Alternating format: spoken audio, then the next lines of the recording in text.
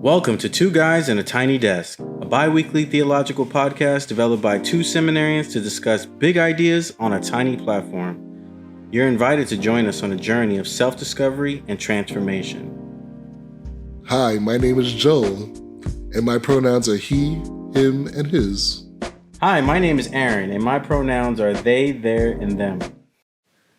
And for our opening meditation, O thou from whom the breath of life comes, who fills all realms of sound, light, and vibration, may your light be experienced in this space and push us beyond the threshold.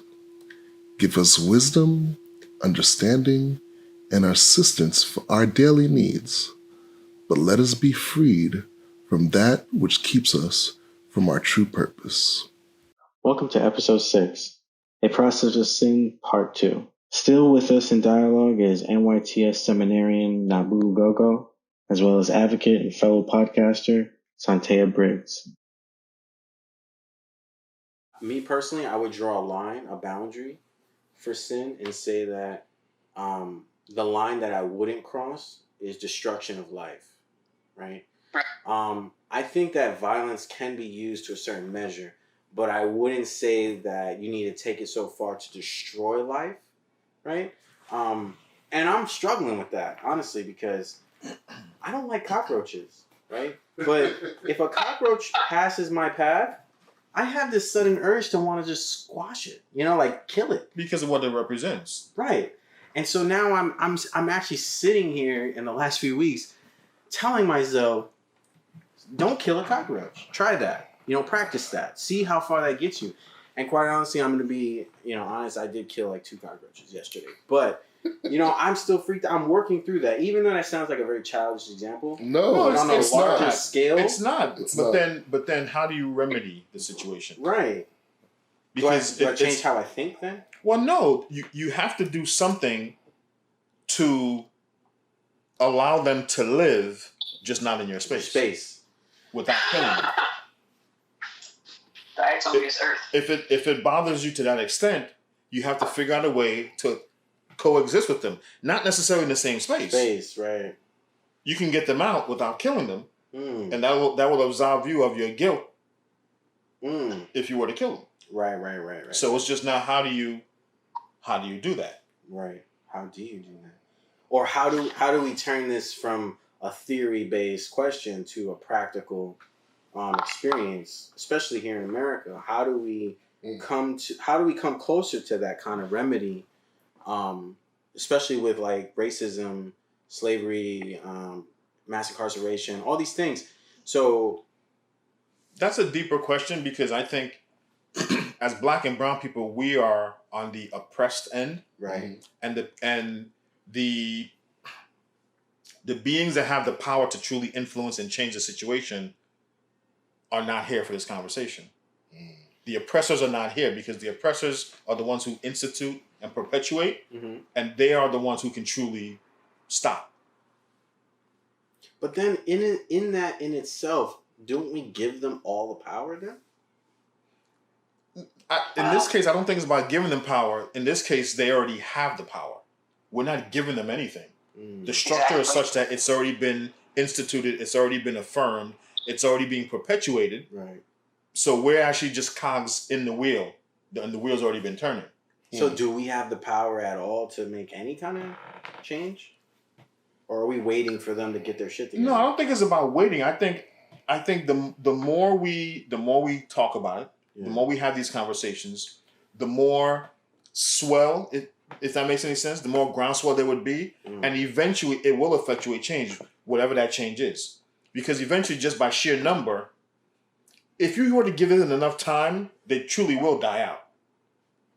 If you play the odds, they will die out, and there will come a time where they have no choice but to acquiesce because they just don't have the numbers to continue perpetuating this situation. However, in the meantime, if we were to educate our own people, like as for my house, we will serve the Lord. So my job is to train my kids, my family, the way we believe things should be. And If I can do that while I'm on this earth, then my job is done. And then I have multiple kids. They train their kids, and so on and so on and so on. Mm. So eventually, even if we don't play the long odds, there will come a time where one of us will get into a position where we can poke and prod and get things moving. You know, but until then, we just don't have the sheer ability to do it, because if we did, we wouldn't be having this conversation. Should we just go sleep with white women? Right. Well, then there's that. But that's a different. You brought up That's a different conversation. An idea in my mind about the salt of the earth. You know, preservation. That scripture when it talks about basically preserving, I guess, culture, legacy, or this idea and understanding of God. And it leads me to this bigger question then. So, moving forward, is our primary task just to preserve what has not been influenced and tainted by power and oppression? You get what I'm saying? Like, are we supposed to? Not supposed to, but would it sound like a grand idea for us to start collecting others, quote unquote, right? And saying, let's come together, right, until the time is right, and then we outnumber them, and they have no choice but to. But in effect, that's what we're doing now. The four of us having this conversation equates to that. Four like-minded individuals discussing issues that are pressing,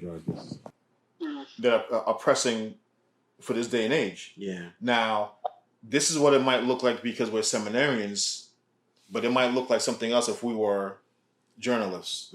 It might look like something else if we were police officers. It might look like something else still if we were frontline workers in a hospital. Right. You know, so like-minded individuals, regardless of what their trade is, still need to get together and figure out how best to serve their community within the confines of their work. I think the truth is that's happening. You say that all the communities that you mentioned, I know people doing that within the communities. But I think there's going to come a time where the communities stop being so insular and get to the point where they actually communicate those problems and situations that they've learned to deal with within their communities, when they communicate that to other communities of color. And then through there, like I mentioned earlier, where I'm a Presbyterian minister, but I have a relationship with the Muslim Brotherhood. So I truly believe there's only one God. You might call him Allah. I might call him Jehovah. You might call whatever it is you call God. So it doesn't mean anything for me to go to the mosque, speak with them, use their resources to feed my community. And vice versa. Right. And that's the same as the Muslims getting together where they are talking in Arabic about what's happening in their community. And it's the same as what we're doing here in the Christian community, discussing our issues. So if I have something that can help them and they come to my church, I'm not going to shut the door. Oh, there's some Muslims outside. No. It's the same exact conversation. It might be a little different based on the specific needs of the community, but it's the same idea. It's the same ideal, and it's the same principle. Something needs to be done in my community. This is how we can get together and address it, and that's what we're doing. Yeah. This conversation makes me come up with a crazy-ass question, right? Imagine racism wasn't violent, right? Imagine all the violent acts through history were taken out, right? But this idea of being separate and being in close communities and not allowing certain people that you don't align with to live in your community. What if that was still going on, but they didn't forcefully and violently push you out, right? And then we all had like these small niche communities where we all looked alike and thought alike and dressed alike and did things alike. But we didn't really want to, I guess we wouldn't push for coexistence to the extent of you're so different in my space, but you're like me in my space. Now, my bigger question is, if that was real, what would sin look like in that context? That's quite simple. That's very simple for me to answer. You cannot have love without hate. Right. It's an impossibility. You will never get to a point where everyone loves everyone. No. The world will stop spinning. Truly. Like, you have to have gravity. That means one day you'll be able to just jump and just fly past all the planets. There has to be a push and pull. You can't have good without bad. You can't have black without white. Right. You can't have whatever. You can't have salt without pepper. It's polars. You just have to have it. There's a push and pull. There's that yin and yang. Got it. It just that's the pie in the sky mentality that why can't we all just get along? I don't think we were put here to all get along. Yeah. Right. We can coexist, but there's always going to be problems. Right. Twins fight in the womb. From the beginning of time, Cain and Abel, they fought in the womb. And their blood. Symbolic. So if their blood, same mother, same father, you think the white man across town thinks what this black man is doing across town? And I'm not saying he needs to hate me because I don't hate him. But the likelihood is it exists somewhere. But he doesn't know me and doesn't care. And he might not care out of hate. But he's got his white man issues to deal with. I got my black man issues to deal with. And they're not the same. Right. So if he lived next door to me, I'd say, hey, neighbor. And he'd say, hi, neighbor. That's where it would stop. I'm being honest. Am I going over there for Sunday dinner? I doubt it. Am I inviting him over? I doubt it. There might be that open invitation, but we both know it's hollow. No one's taking it. No, not at all. But it is what it is. And to be completely honest, I would be cordial and I truly would be open to anyone coming to my home. I just don't see when and where I would be in a position to make that offer. Because our communities are so different. The divide between us is so big that, not that it can't happen, but I just don't see the likelihood. Right. I'd gladly offer. Let me even put it that way. I'd gladly offer, but the opportunity to offer would never present itself, given how things are. Right. So you need love and hate. You need it to. That's what makes the world go around. Balance.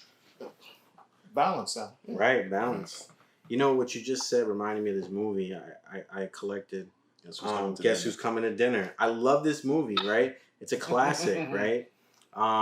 It's a 1967 drama for those that don't know. Mr. Tibbs. And basically, the main character is like pretty much the perfect upstanding symbol of what a black person, a proper black person in America would look like.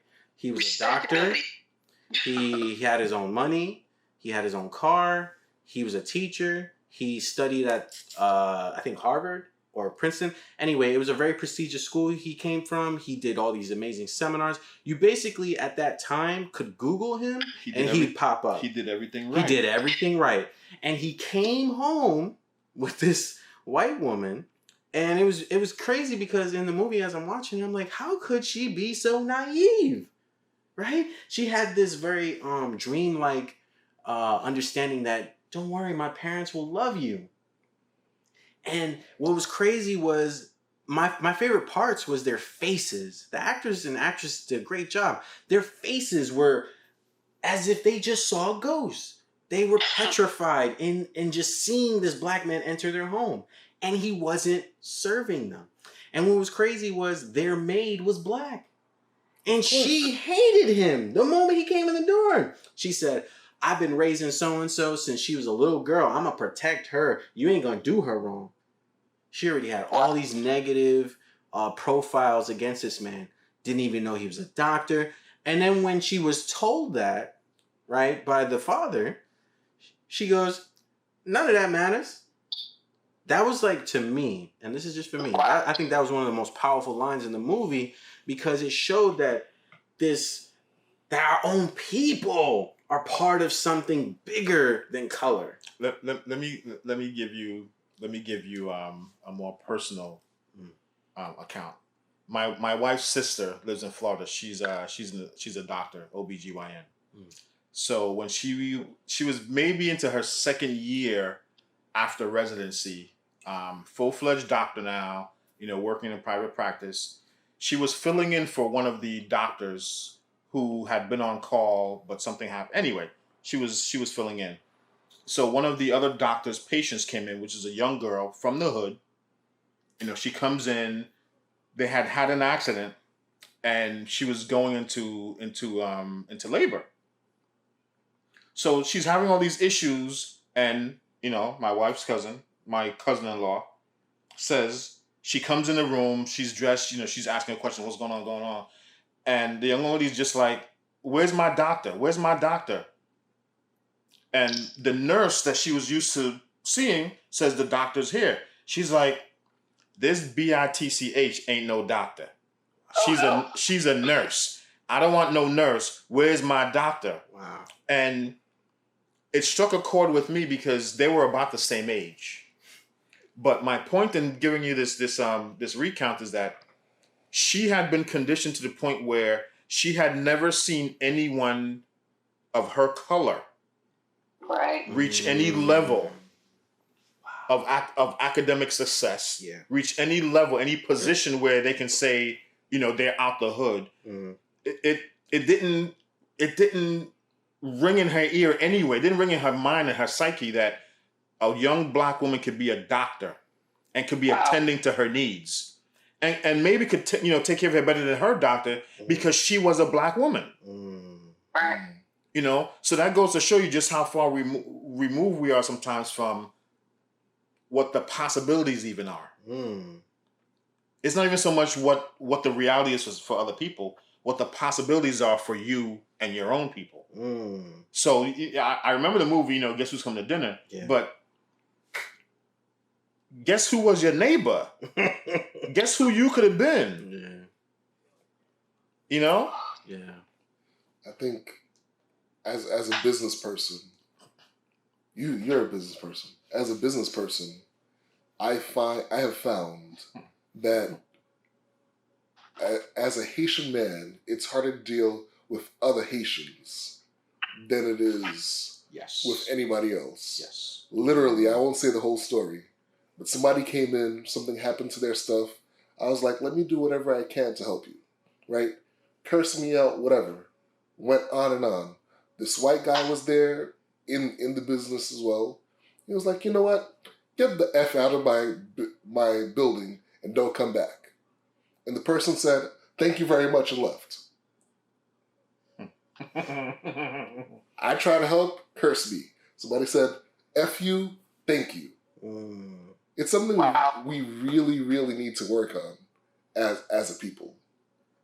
Well, to connect this, the underlining definition and understanding of sin is what brings about this kind of thinking, right?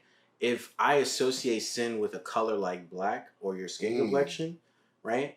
Birth of a Nation did that. Hello, yes. Right? It said basically anyone that's not white, particularly dark skin, they're beasts, they're animals, they're savages, right? They're like equivalent to these kind of demonic figures, right? And we've internalized that. Right. So now we're afraid of that by default, right? And then it continues on, and we never really stop to think about it. Like, think about all the things you dislike and question it, right? And say, well, I don't like that. Why?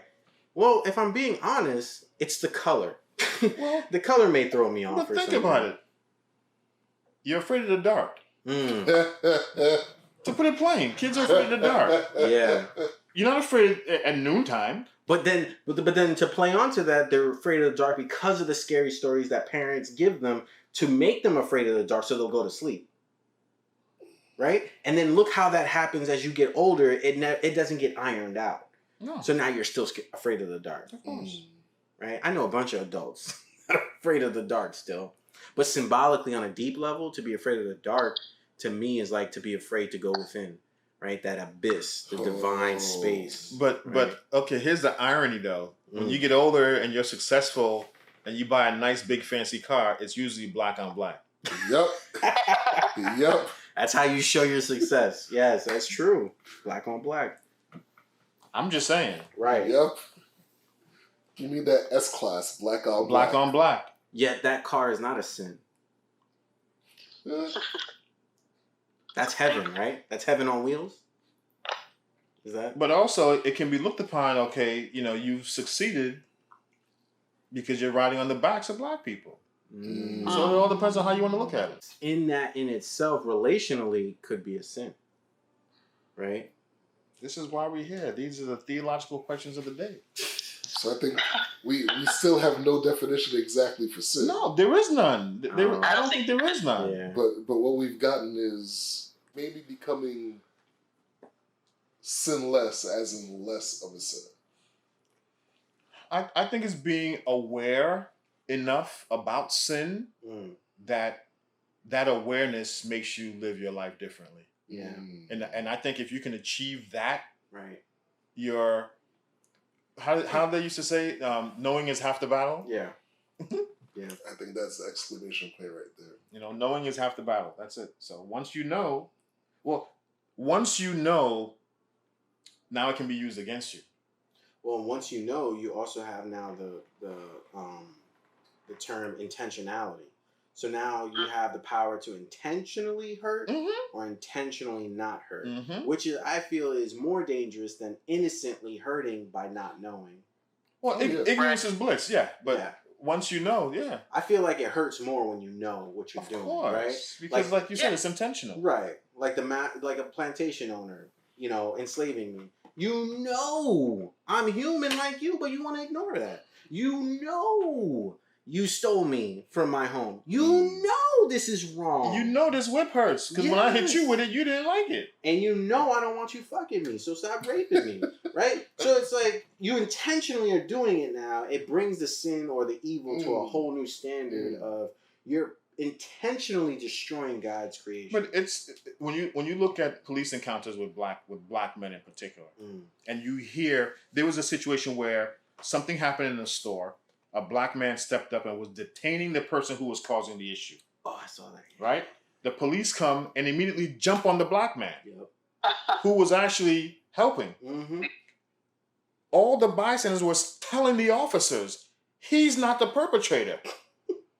But they didn't listen because you can audibly hear them. Right. But now you are willfully ignoring what you're being told.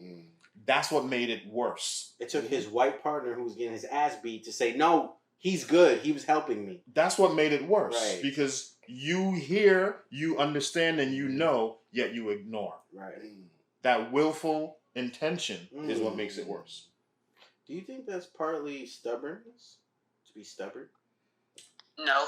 No? I don't think it's stubborn. I don't think it's not even a willfully ignore. It's just in your world or in your worldview, in your context. Those two that thing couldn't be that. Do you know what I mean? Like in his world, all he knows is black people are this. So it couldn't be anything but what he has already ingrained inside. Is ingrained in him. Because I'm like I think about this a lot because of everything that's happening and just everything that continues to happen.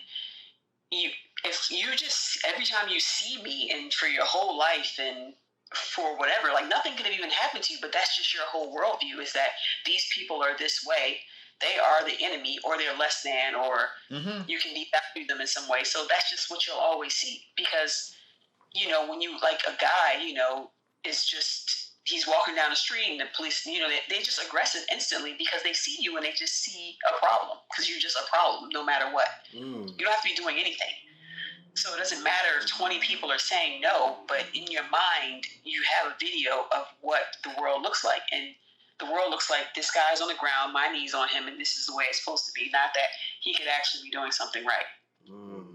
It's just, it's kind of like, it's just in us. Certain things are in us, And to rewind all the way back to, you were talking, I mean, you weren't saying this exactly, but there are plenty of people who argue that, like, desegregation was kind of the worst thing that really ever happened to the black community. Yes. Yeah. Because, like, not for anything, but there's just some certain things about us, like we don't belong together, like we're different, like we are really different. Do you know what I mean? Right. We think differently, we commune differently, family is different, we do things differently, and it's okay, but maybe we don't all need to be lumped together trying to, get along. Like, we're not supposed to, like, get along in that way. Like, people before back in the day when people were more tribal, like, and it was okay, it was okay to be tribalistic. You just did trade with these people. These people had spices. These people did this. These people did that. And then you guys just stayed in your community. And that worked for some degree. And then, other things happened, and then people began to, like, spread out and stuff. But I know people like to think of this world as this kind of place where we can just all be mixed up together, but that's just not. I don't know that that's really like reality. Like, I mean, even think about the natural segregation, the way we naturally segregate ourselves. You walk into a classroom, and you immediately go to, not immediately, I go to where the people look like me. Now, am I speaking to all of them? No, but I'm just not going to go and sit on the side of the class with all white people who happen to just be all sitting together. Like, that doesn't just happen. That's like instinctual. So it's just very, it doesn't sound like nice, like people don't want to think about it, but this is like real stuff, do you know? Yeah, definitely. And thank you for saying that, because that right there is the reason why I was troubled and battling with like this concept of racism, right? And I was like, damn, am I racist subliminally? Because I would do the same thing as you, Santea. I would go into a room and I go where I feel like I can identify, right, or belong to, or they'll understand me, So like, right. or I'll go with a group that, hey, maybe I can ask them. They seem more relatable, more approachable, right? But I actually developed this fear of just being around white people, because every time I come into their space, I have to change myself so that they can understand me or they feel comfortable around me, right? Right. And I fucking hate that. Like, yeah, to the point where I have to prep myself, right? And I'm an introvert, but I have to do extra preparation if I know I'm going to be in a space with white people, because I know that their issues and their perspectives are completely different from mine, because they don't come from perhaps the ghetto, or they don't come from the same problems and trauma that I did, or that a group of people can identify with me. So they can't relate to me fully, right? No. And it's not because of their skin complexion. It's just because they grew up in a different world, like you said. They have certain things that are impossibilities to them. Mm-hmm. Right. And those impossibilities are my reality, or our reality. Mm-hmm. Absolutely. I find like white spaces are like violent to me. Yes.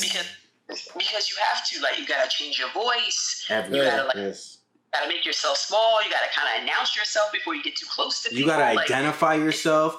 It's just over and over. Or so either you're a spectacle, or this particular you're spectacle or you're special. Yeah. And you're both completely offensive. No, you know what I mean?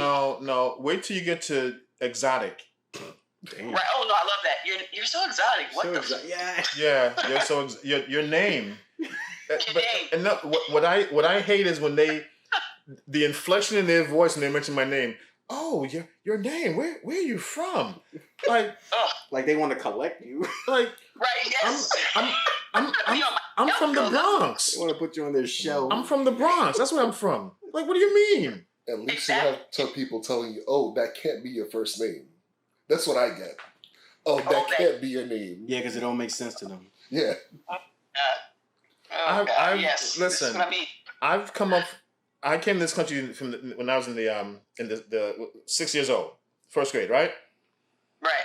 And I've gotten so used to waiting for the teacher to get stumped on names and they're calling the roll call. I'll just wait and raise my hand because I know it's my name that they can't pronounce. Right. That's been my existence from the age of 6. So I've internalized that. I've internalized having to explain. And this is the point where I can't do anything wrong because the minute you hear my name, there is no one else it could be. Right. I was always the only African kid doing fill in the blank. Right. So there is no getting around it for me. Mm-hmm. You know, there were no excuses for me. So if I did something wrong, not only was I labeled because I was black, I was labeled because I was Nigerian. I was labeled because of my name. There were so many other labels that came with it that I could not do anything but succeed. Yeah. You know? Yes. Pressure. Or the nickname. So I love the nicknames. Does anybody ever call you Santi? I'm like, why would anybody call me Santi? Yes, when they start making nicknames because they can't pronounce your name. Oh my God. Can I call you Sonny? I'm like, no. They cannot call me Sonny. I'm like, what's happening? Thanks, Key and Peele. Everyone that I know says, hey, Ron. Hey, Ron. Come here, hey, Ron. Ever since that skit, bro. I sent it to you the other day, I know. It was hilarious. I laugh at it all the time, but people just won't stop it because they just like, oh, your name's Aaron? This is a perfect opportunity to say, hey, Ron. Jaqualin. Jaquilin. Balaki. You mean Blake? My name's Blake. Don't be a smart ass. But again, this is why I say, you know, for me to have that conversation or that invitation extended to a white person, their life and their white man issues are far removed from my life and my black man issues. So I whenever we have these kind of conversations about being in white spaces or being in mixed spaces and where do I go to, I always say this.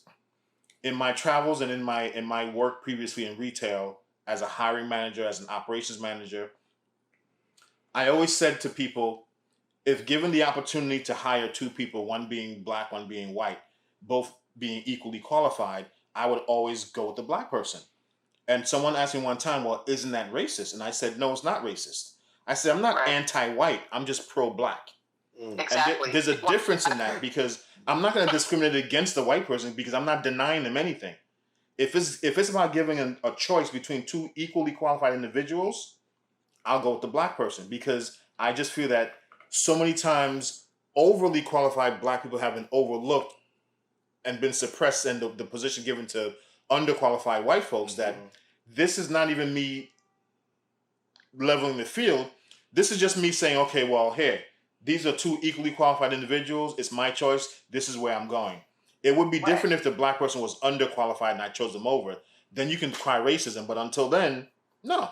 I will continue to be proud in my skin, proud in my heritage, and proud knowing that I would rather be pro-black than anti-white. That's all.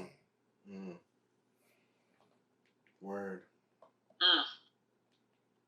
And someone can argumentatively say that is sin. And that's okay. If it's relationally your sin, that's cool. But I get it. In your eyes, and I see it that way too, that's not sin. That's community.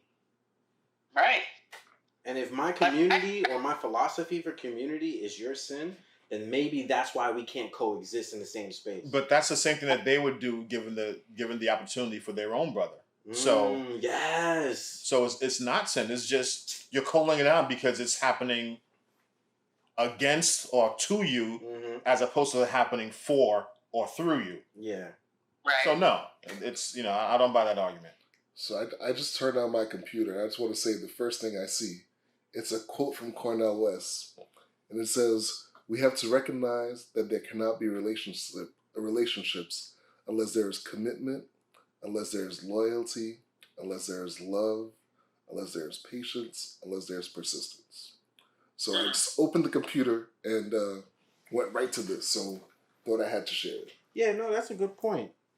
I mean, at this point, we have been talking about white, black, but in all honesty, we're willing to create the space to talk about these things if they're willing to listen.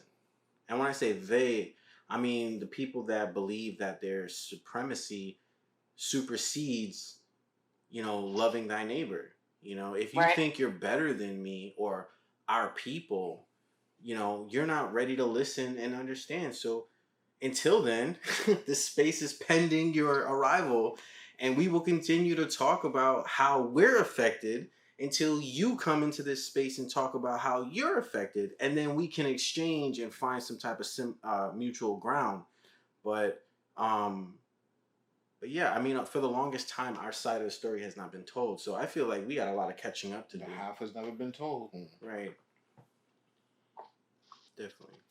I just feel with respect to that, then it's a drop in the bucket for me to hire a black person over a white person, given the qualifications being equal, because again, it pales by comparison the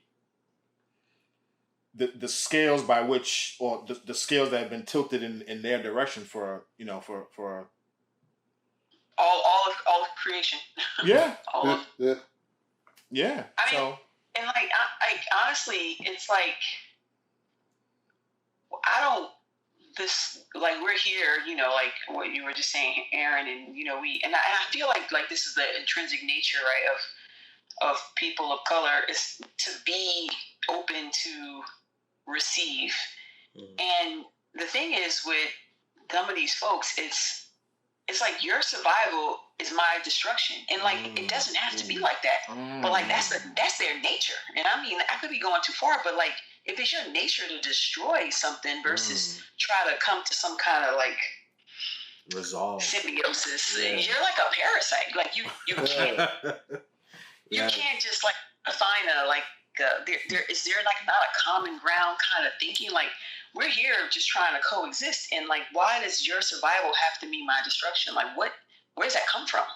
Like what is that? I was listening to, believe it or not, I was listening to Farrakhan the other day, and it sounded off the wall when I heard it, but it kind of made sense.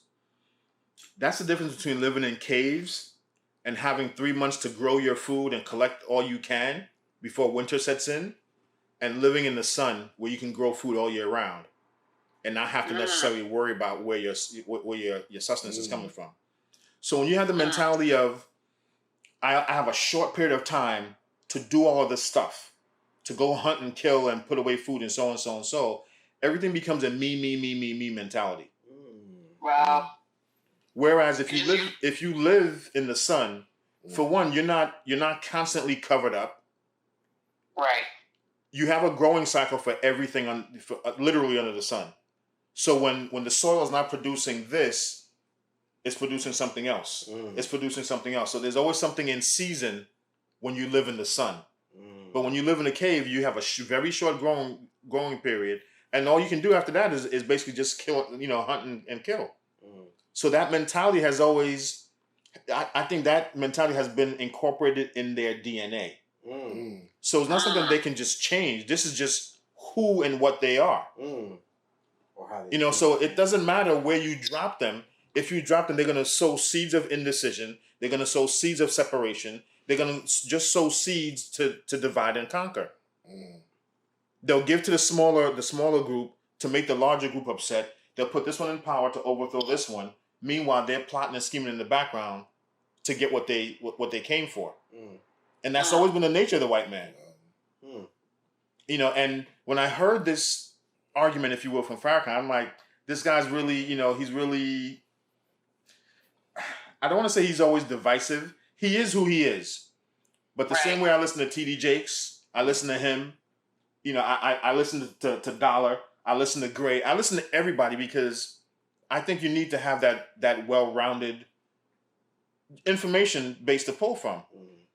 And then you start realizing they each have a point.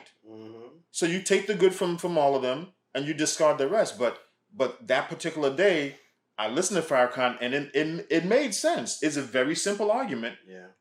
But it made sense. Yeah. The thing is too. I'm sorry. No, I was saying the thing is too. It's like it's like no one's making this up. It's just history. Right. Like no one's literally Farrakhan's not making this up. It's just look at the history of a certain movement of people everywhere they go, and what typically happens. So it's not like a made up. It's not a made up story. It's like come, conquer, kill, rape, take, kick out. Like this is like history. So leave and repeat. It's unflattering, right? But it's this is not my story. Like this is. I do something about it, and if you don't like the story, but this is the story that happens in many places. No, none of us made it up. It's recorded, right? Even you recorded it, when you felt a certain way about it. Now you want to forget it, but I mean, I think that's the problem, right? Like people don't want to honestly discuss these, like white supremacy, race. Like these are real things. This is what it looks like. It's ugly. and you are either benefiting from it or you're perpetuating it in some kind of way. It's the same. That's the same. It's perpetuating it and benefiting is the same. Well, to me, not to get all finger pointing. That's the Catholic Church in a nutshell. So it's and that's the thing that's like super difficult. Like it's ugly, it's terrible. No one wants to really talk about it, but like it happened. Like, and you can't, like, that's not like that's like a soul wound, a communal wound that no one's ever going to get over if it's never really fully like addressed and acknowledged. You can't move forward. Jewish people is so good is that they're so good with making sure you know their story. But and just today, I was researching, Jews and the slave trade, and every time there's a book published about how Jews were part of the slave trade, they immediately publish a book to minimize it. Right, that's true. And then they point out parts in the book that was kind of against them, and the word that always comes up, it's anti-Semitic. Everything is anti-Semitic. Right. Everything's about the Holocaust. Okay, but it was only a fraction of Jews killed in the Holocaust versus the transatlantic slave trade. So what are we talking about here? Speak on it. But the minute you bring that up, that was a horrible thing in the past. So was the Holocaust. So if you don't want me to talk about slavery, stop telling me about the Holocaust. But now you want to call me anti-Semitic. Well, no, I'm gonna call you anti-black. Word. Now what? Yeah. Right. So that gets me hot. So I don't want to discuss them. Yeah. That's another podcast. Go. Then when they don't listen about even what's going on now with COVID, they wanted to have a 10,000 member wedding party this past Monday. Yeah. Like what? Yeah. And then when they withhold money to your yeshivas, you want to say, oh well, you're downgrading the Jews. You're making them sound like they're money hungry. Yeah, you are, but you also don't listen.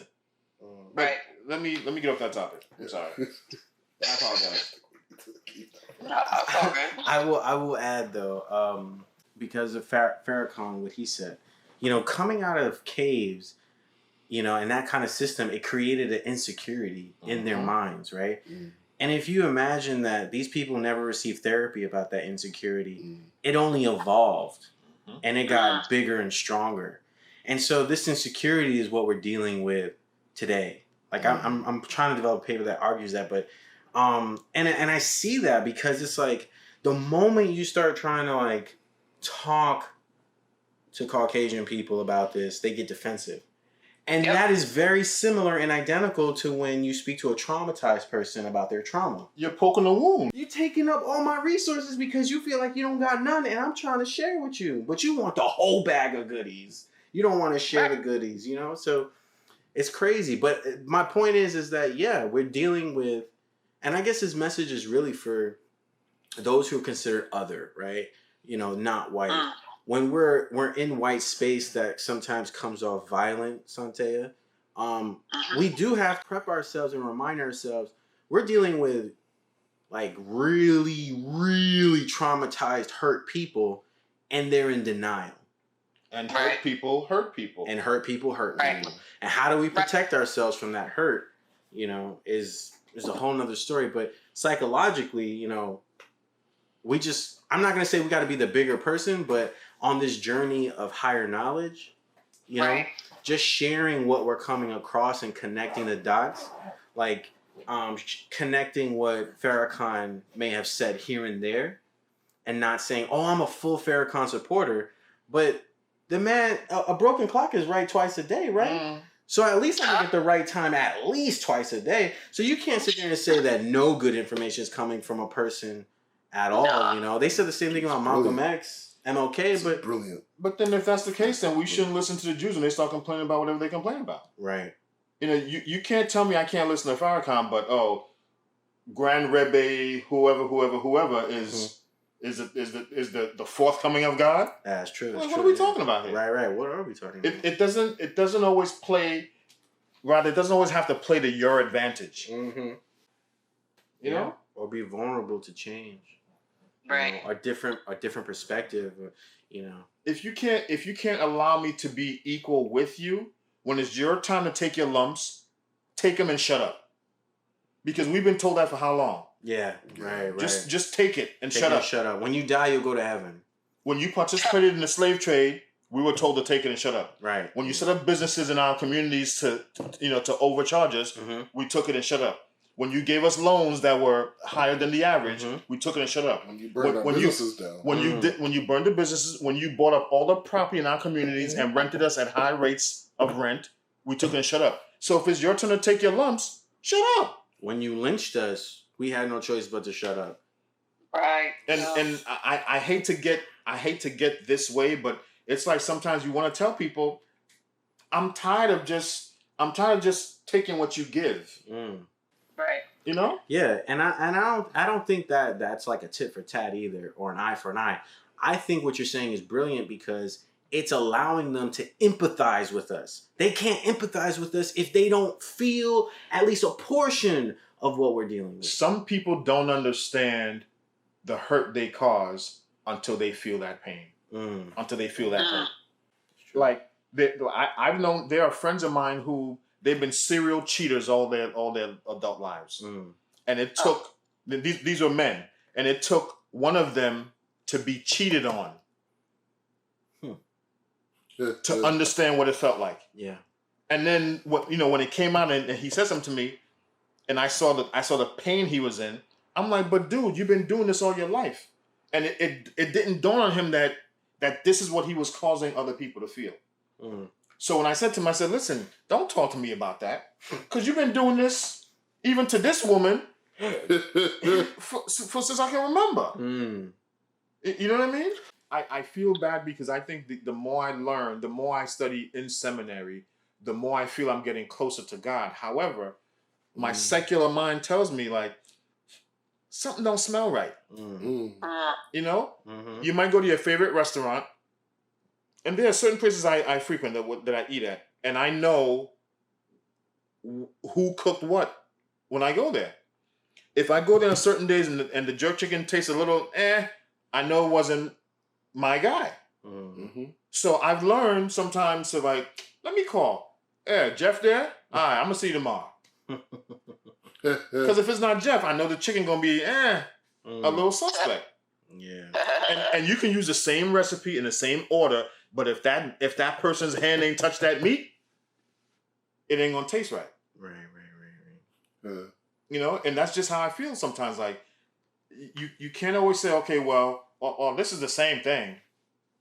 Nah, it's not the same thing. Like mayonnaise and tartar sauce ain't the same thing. Yeah. No. and you can read between the lines there. I don't put mayonnaise on my fish. Wow! I can't wait to watch the next episode of 2 Guys and a Tiny Desk.